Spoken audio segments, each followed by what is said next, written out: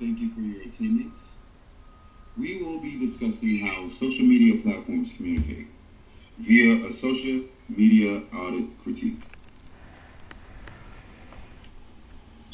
The contributors to this audit include Gene Pina, L. Jermaine Russell, Simone Sitzer, Alexandria Zimania. The objectives to this critique include how to use Instagram, LinkedIn, and Twitter during your social media experience. How long the social media platforms have been used as a channel for communication. How many subscribers does the social media platform have? And where in the marketplace does each platform position itself? And who is their market?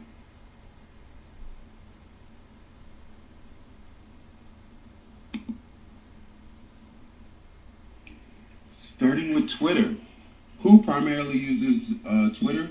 All types of people who use it, mainly focus on those who have similar interests, views, concerns, and likes. There is no specific demographic in the Twitter world, and subscribers who use Twitter to connect or create a following that focuses on like-minded life concerns, updates, news, and interests. Twitter subscribers expect for others to chime into the current event and point of view aspect. Twitter users turn to it to form a following toward a cause or to create an informal focus group. LinkedIn is primarily made of professionals who use the social media site, and all professional personnel belonging to businesses, educational programs, and institutions. Professionals who use LinkedIn to network or check out respective candidates for headhunting perspectives. Professionals and people seeking employment rely on LinkedIn. Hiring managers use LinkedIn as an interactive resume. Both sides turn to it for networking and resourceful reasons in the business and education aspect. And Instagram. All types of ages and interest groups use Instagram. Demographics are endless here, and the whole work subscribes or follows on Instagram. Users go to Instagram to either follow friends and family or interest groups or create clientele for their businesses. Instagram followers expect to grow their followers in numbers that make the business and connect with people they already know or new people. People who use Instagram expect to expand their network of people and followers and create new business clientele. Next, I will turn it over to Simone Sitzer, who will describe monetizing. Hi everyone, my name is Shimon Sitzer. I am part of the group discussing LinkedIn, Twitter, and Instagram. Today I will summarize the monetization strategies of social media using those three platforms. So we're going to start with LinkedIn. So LinkedIn is rolling out video ads now, which are displaying pre-roll and mid-roll ads with promoted label. So meaning they autoplay without sound and are currently only being tested on mobile devices. The selected advertisers are part of a soft launch that the company plans to roll out video ads to all brands in the first half of 2018, which was recently. Video ads also come just a few months after the company launched its native video uploading feature in July. The new ad format positions the company to boost advertising revenue by capitalizing on growing appetite for video content. So in summary, LinkedIn is using its platform to make money by sending out videos with promoted label, which advertisers pay per view or per click. The next platform discussed is Twitter. Twitter's struggle over the past few years has been to turn profitable advertising, and in recent quarters, the company's path to profitability has become even more difficult. The reason for that is because advertisers' interest in social network platform has been dwindling, and it's not been able to generate much interest. That has led to sizable year-on-year reduction in total advertising revenues for Twitter in each of the last 2 quarters.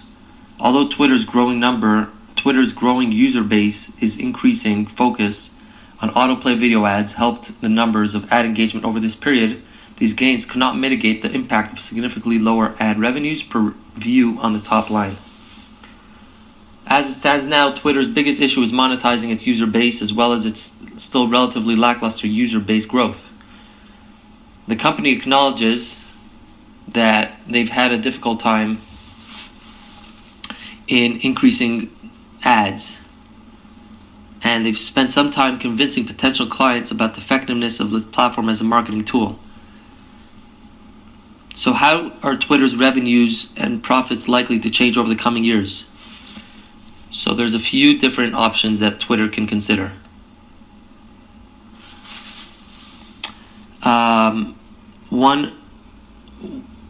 One suggestion is that they can generate revenues from 2 sources, advertising and data licensing. The advertising business accounts for almost all of Twitter's revenue, 90%. Twitter generates data licensing fees by granting clients access to its huge database of user-generated tweets for analysis. Similar to what Facebook does, they focus on the things that they can sell information. And lastly, Instagram's platform did not generate revenue until late 2013 when it proposed revenue through advertising in its business model. They have different ways of generating revenue. One is called sponsored posts, just like Facebook. Instagram's most revenue earning source is this called a sponsored post. It's just like usual posts but has a sponsor tag and call to action button. And then they have stories, which Instagram wants its revenue model to be as polished as that of Snapchat's. It introduced video advertising, which is probably like a user is viewing the stories of users he follows, but it's just a story that advertisers pay for. Next, we will be discussing. I will be discussing the social media platform and marketing benefits that it provides.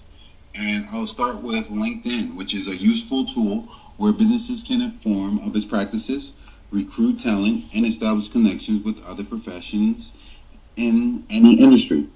This platform provides the opportunity to expand business professional network. The benefit in using LinkedIn is establishing a position in the marketplace of the business's choosing. Now, the 3 top industries using LinkedIn include information technology and services, hospital and healthcare, and construction. So written on their LinkedIn official blog page called 2017 Best LinkedIn Company Pages, measured how companies, quote, feature thought-provoking content and eye-catching imagery that showcases the best of their brands to their respective audiences on LinkedIn, end quote. Majority of the top companies' pages were from information technology, the services industry, including Cisco and Hewlett-Packard. The consumer good company Nike ranked 3rd among the global list. The purpose of a successful company on LinkedIn shared a common thread. Their platform approach provides current information and project updates that would be entering into the marketplace. Now, Instagram is a social media platform where businesses can share real-time pictures and videos to their audience, and industry leaders on Instagram include travel, beauty, and food industries. Now, who doesn't like food? Now, the most effective companies who use Instagram will be based on the number of followers. So Nat Geo has 72 million followers. Nike, in a close second with 70 million followers than Victoria's Secret, who has 52 million followers. Now, each company demonstrated similar characteristics of their platform to engage the audience. Now, Nike would show images of their top athletes wearing Nike clothing during game-winning moments. So this might encourage you to want to buy something to play on the basketball court, because that might inspire you to win or feel like a winner when you are, playing the sport of your choice. Nat Geo would explore places that really inspire travel. And then Victoria's Secret would use models in different locations wearing their clothing. So each company platform had like a subgroup affiliated to their official page. So that helps really drive in that loyalty to the brand. The more aware that a company is to their consumer base, their consumer needs, by using these other affiliate groups or these groups that are associated with the main page, will help out much more when it comes to advertising time. So this is something that is a really good example of how these companies are using Instagram. And then Twitter is the next social media platform that uses hashtags and it allows the hashtag. It allows you to follow popular trends by using short phrases. So, for instance, "discover your air" is a popular trend. My 3-word legacy is a popular trend. So these are things that help people engage with other people in the Twitter universe, so you can be able to get your brand, get your name out, and in hopes that your name would be cycling with these other phrases that are trending on that day. So there are some companies that really are really good at using Twitter. Chipotle is one of them. KFC is another one. Victoria's Secret as well.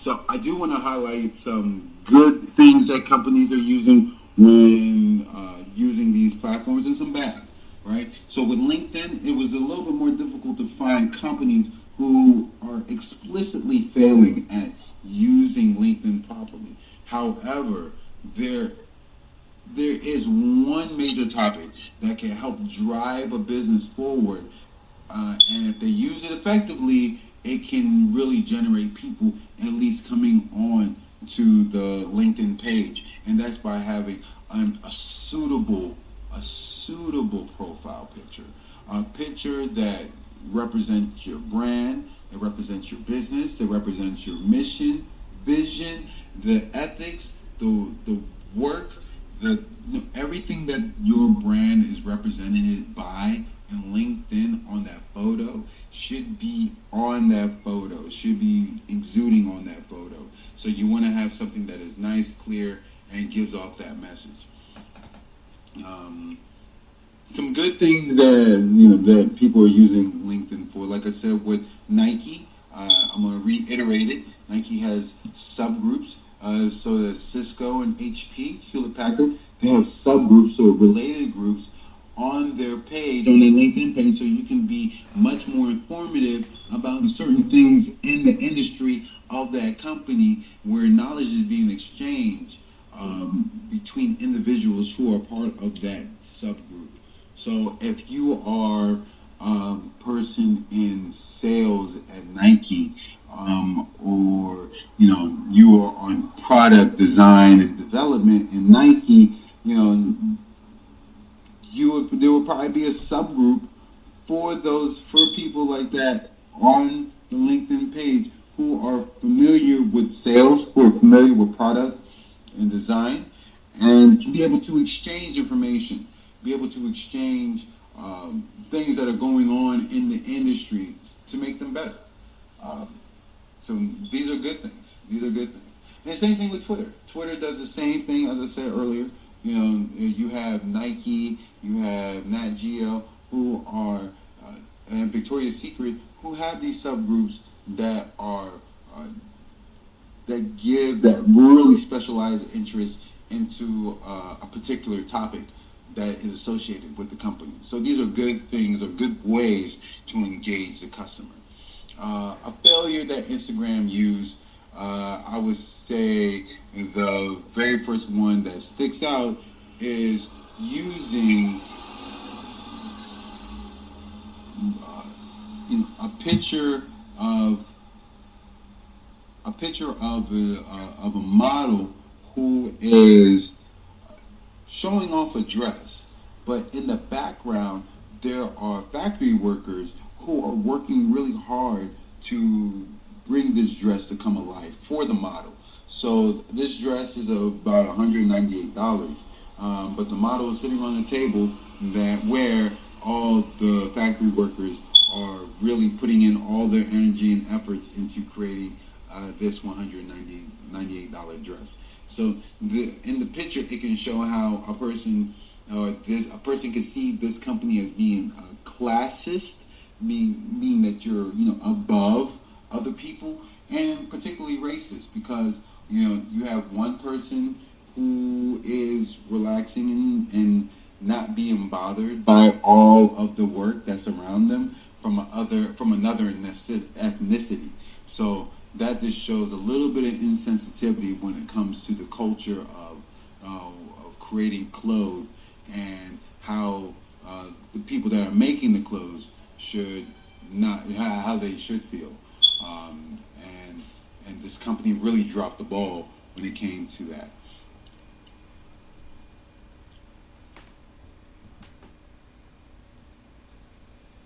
Hello everyone, this is Alexandra. Developing the topic my colleagues discussed, I would like to take a moment and speak of marketing risks associated with the 3 social media platforms we're discussing here. Instagram marketing campaigns usually try to mirror the posting styles of Instagram users or are powered by users themselves. User-generated food photography contests, hashtag-driven posting trends, and even memes.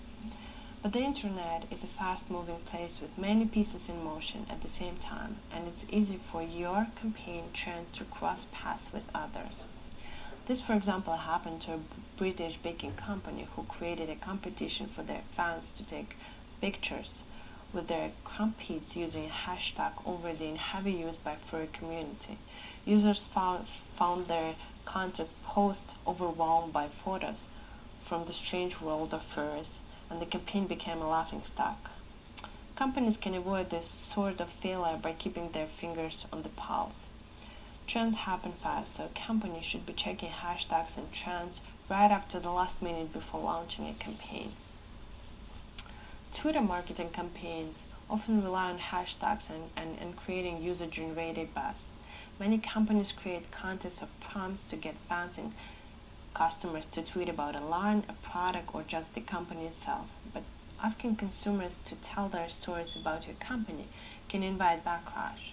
From McDonald's to the New York Police Department campaign, inviting Twitter users to tell their stories about you can be a major fail and a major opportunity for opponents of your business to air your dirty laundry, whether it's real or not. This sort of things can happen on all campaigns that ask for feedback, so it is important to know your strengths and weaknesses. What are things about your company people are most likely to criticize? How can you steer the conversation away from there from the very start? Make the prompt specific and make it about an element where your brand is strong in public eye. And if it does blow up in your face, do what McDonald's did and launch a new campaign instantly to drown it out. LinkedIn often offers a different form of marketing than other social media platforms. LinkedIn is about making connections with others in your field or in fields relevant to you. Connections that can help you to grow and can potentially be monetized through collaboration. The biggest risk on LinkedIn is looking unprofessional or uninteresting because that is going to stick with you. It's the image your current or future colleagues and potential collaborators are going to have of you. Lots of little things make a difference. You should post a good professional headshot, not like you're in a club. This is not the place. You don't want to seem over rigor, and most of all, You want to show that you have something to offer. LinkedIn is risky because it exposes you to important people and you don't want to look bad in front of that many important people. But this can be easily avoided by scrolling some of LinkedIn own articles and many others throughout the business community about what a good LinkedIn profile is. Thank you, Alexandria. So in summary, we have defined clearly how the users are for each platform and identified the marketing place segment utilizing the tools that each platform has. We have highlighted different types of monetizing strategies available for business use. We have explored the benefits and values involved in using the platforms from a business company perspective while investigating their platform purposes. And then lastly, we provided marketing risk examples and strategies for implementation to manage future risk. Thank you so much for listening to our analysis of LinkedIn, Instagram, and Twitter, and we hope that you'll be able to use this to your business benefit.